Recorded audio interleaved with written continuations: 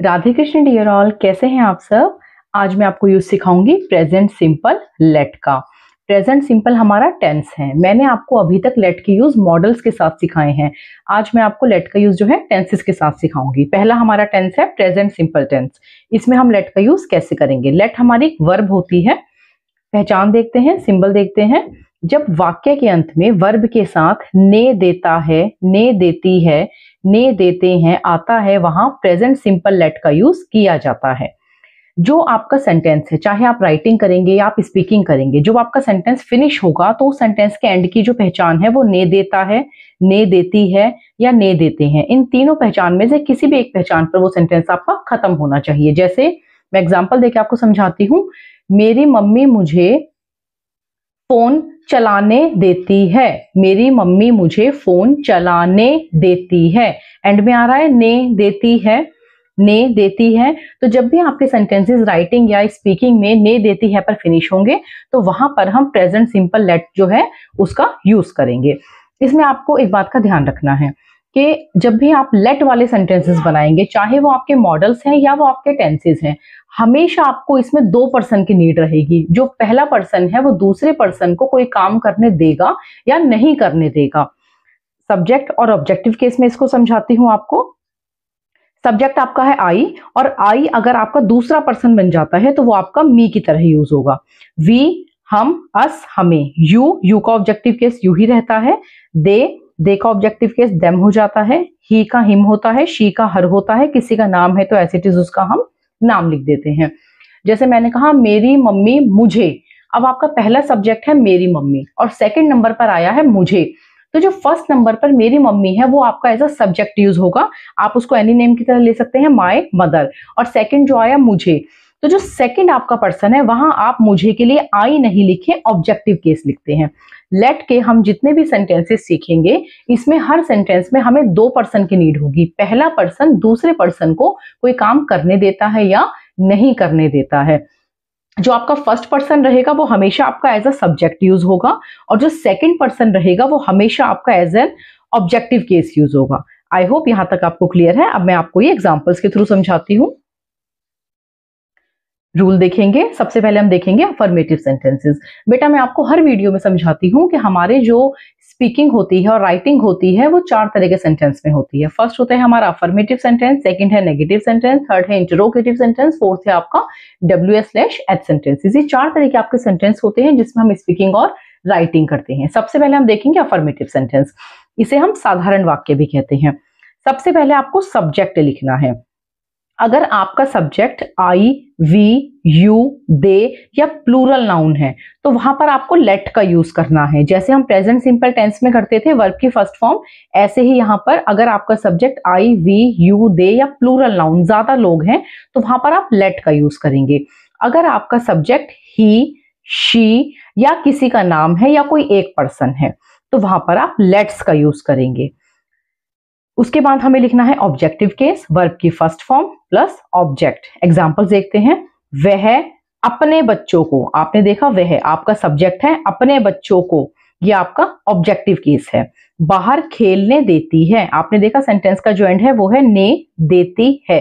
जो आपका ये ने होता है बेटा, ये ने हमारा हमेशा आपको वर्ब में ऐड मिलेगा। ये जो ने होता है, ये ने जो होता है हमेशा हमारा वर्ब में ऐड होता है। अब यहाँ पर हमारी वर्ब क्या है, खेलना। अगर आपको किसी भी सेंटेंस में वर्ब समझ में नहीं आती है तो आप सेंटेंस की पहचान देखिए।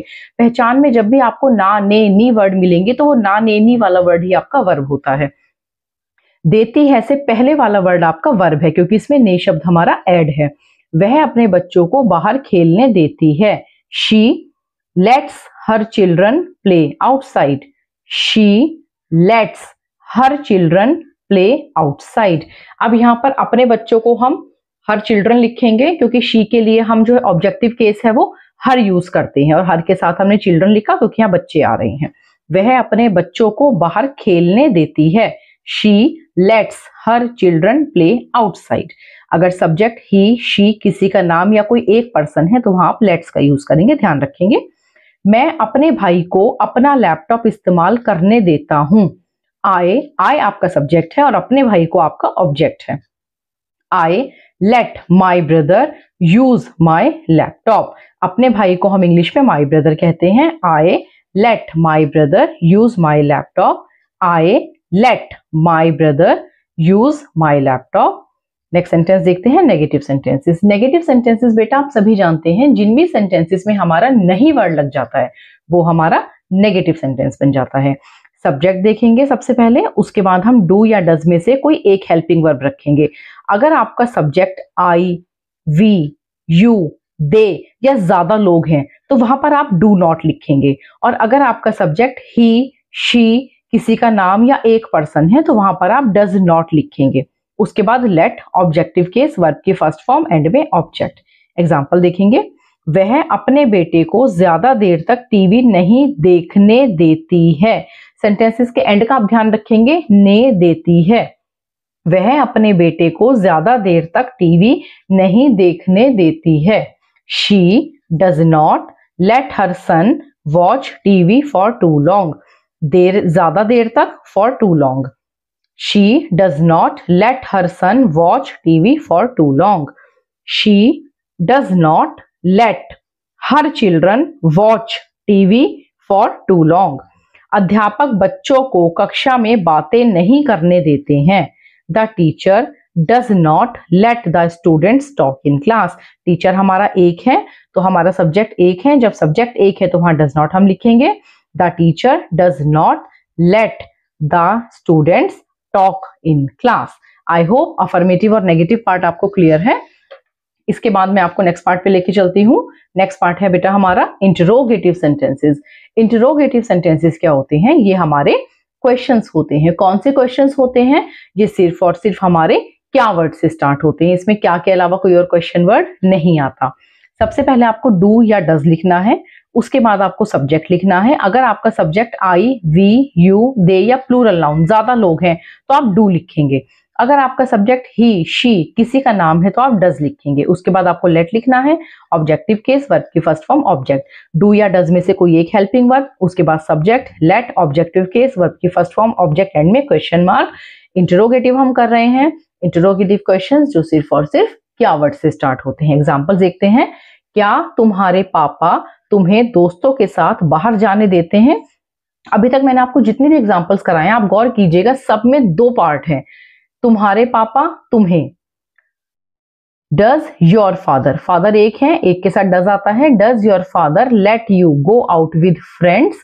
कुछ पर्सन होते हैं जो हमेशा एक होते हैं, जैसे फादर हैं, मदर हैं, इनके लिए हम कभी हेल्पिंग वर्ब डू नहीं लगाते हैं। जो सिंगुलर होता है उसके लिए हमेशा डज आता है।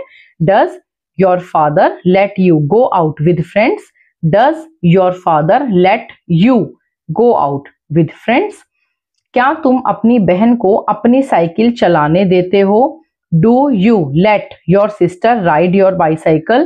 Do you let your sister ride your bicycle? I hope interrogative sentence आपको क्लियर है। मैम नेक्स्ट पार्ट देखते हैं, WH/S सेंटेंसेस। बेटा WH/S सेंटेंसेस आप समझेंगे कि जो हमारे क्वेश्चंस होते हैं वो दो तरह के क्वेश्चंस होते हैं। एक होता है हमारा इंटरोगेटिव सेंटेंसेस और एक होता है हमारा WH/S सेंटेंसेस। इंटरोगेटिव सेंटेंसेस जो होते हैं वो हमारे क्वेश्चंस होते हैं जो सिर्फ और सिर्फ क्या वर्ड से स्टार्ट होते हैं। इसमें क्या के अलावा कोई और वर्ड कभी भी नहीं आता। और WH/H क्या होता है? WH means what, where, why, when. H means how many times. जो ये वर्ड्स होते हैं जिसमें कब, क्यों, कहाँ, कैसे वर्ड लग जाते हैं वो हमारा WH का पार्ट होता है। इसमें हमारा WH का पार्ट सबसे पहले लिखा जाता है। जो भी WH का क्वेश्चन वर्ड होता है उसको हम सबसे पहले लिखते हैं। उसके बाद डू या डज में से कोई एक हेल्पिंग वर्ब आपके सब्जेक्ट के अकॉर्डिंग आएगी। लेट लिखेंगे, ऑब्जेक्टिव केस, वर्ब की फर्स्ट फॉर्म, ऑब्जेक्ट। एग्जाम्पल्स देखते हैं, अध्यापक बच्चों को कक्षा में देर से क्यों आने देते हैं? क्यों आ गया यानी WH का पार्ट है। वाई डू टीचर्स, टीचर्स ज्यादा हैं तो हमने यहाँ हेल्पिंग वर्ब डू लिखी है। Why do teachers let children come late to class? Why do teachers let children come late to class? वह कब तक आपको वहां बैठने देता है? कब तक को हम इंग्लिश में हाउ लॉन्ग कहते हैं। How long does he let you sit there? वह आ गया, आपको आ गया, वह हमारा सब्जेक्ट रहेगा, आपको आपका ऑब्जेक्टिव केस रहेगा। यू का ऑब्जेक्टिव केस यू ही होता है इसलिए हमने यहाँ यू लिख दिया। How long does he let you sit there? बेटा आज मैंने आपको लेट का यूज सिखाया है प्रेजेंट सिंपल टेंस में। आई होप कंसेप्ट आपको क्लियर है, लेकिन फिर भी अगर कोई प्रॉब्लम आप फेस करते हैं तो प्लीज आप कमेंट कीजिएगा, मैं कोशिश करूंगी आपके कमेंट्स का जवाब देने की। Thank you so much.